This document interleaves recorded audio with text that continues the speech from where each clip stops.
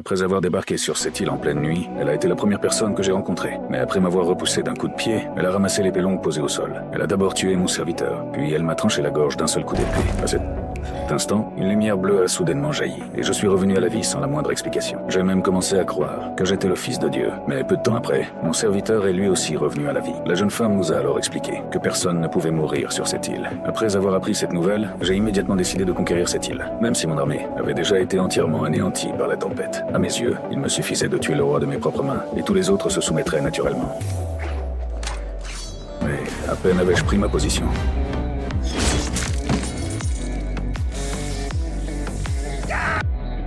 que je suis de nouveau revenu à la vie sur la plage. Puisque personne ne pouvait mourir, j'ai décidé de continuer à me battre pour le trône. Le roi, bien qu'il en ait déjà assez, a tout de même accepté mon défi. Cette fois, j'ai proposé de décider du vainqueur par une partie d'échecs. Mais je n'étais toujours pas à sa hauteur.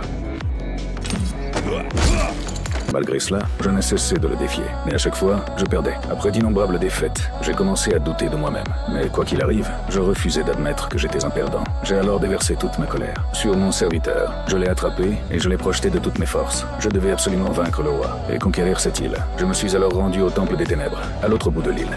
Чого ти прагнеш? Влади і сили, щоб її здобути. Quiconque entrait dans cette grotte et sacrifiait une partie de lui-même recevait de la puissance en échange. Je me suis sacrifié encore et encore pour obtenir de nouvelles armes et de nouveaux équipements, jusqu'à ce que je perde presque tout. J'ai enfin réuni un ensemble complet d'équipements des ténèbres. À cet instant, j'étais de nouveau rempli de confiance, prêt à lancer un nouveau défi au roi. Pendant ce temps, mon serviteur était déjà devenu le conseiller du roi. Mais lorsque j'ai franchi les portes de la ville, ils m'ont tout simplement ignoré. Une telle humiliation m'a poussé à lancer mon attaque la plus puissante. Mais cette attaque n'a pas fait le moindre mal au roi.